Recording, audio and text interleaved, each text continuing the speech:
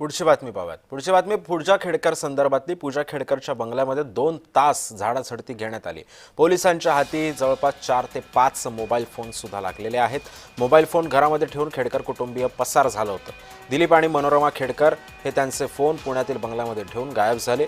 रबाळे आणि पुण्यातील चतुश्रृंगी पोलिसांनी दोघांच्या मोबाईल लोकेशनचा शोध घेतला, मात्र त्यांचं अखेरचं लोकेशन त्यांच्या बंगल्यातच आढळलं। पोलिसांनी आतमध्ये जाऊन तपास केला। आता दोघांच्याही मोबाईलचं लोकेशन आढळणं बंद झालं।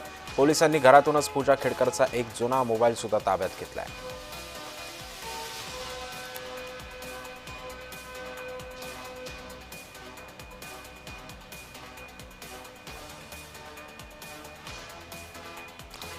पूजा खेडकरचं प्रकरण कायमच वादाच्या भोवऱ्यात अडकलेलं होतं आणि आता अखेर नवं प्रकरण जे आहे ते आता समोर आलेलं आहे।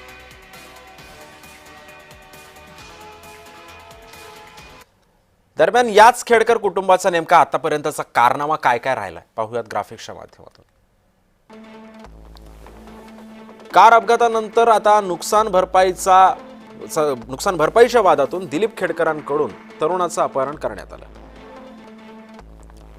पोलीस स्टेशनला नेतो असं सांगून त्या तरुणाला पुण्यातील एका घरी नेत डांबून ठेवलं। त्या तरुणाचा मोबाईल दुसऱ्या दिवशी सुरू केला।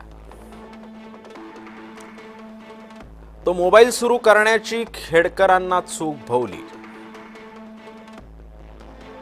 मोबाईल लोकेशनच्या आधारे पोलीस खेडकरांच्या घरी पोहोचले। पोलीस चौकशीसाठी गेले असताना दिलीप खेडकरांनी पळ काढला।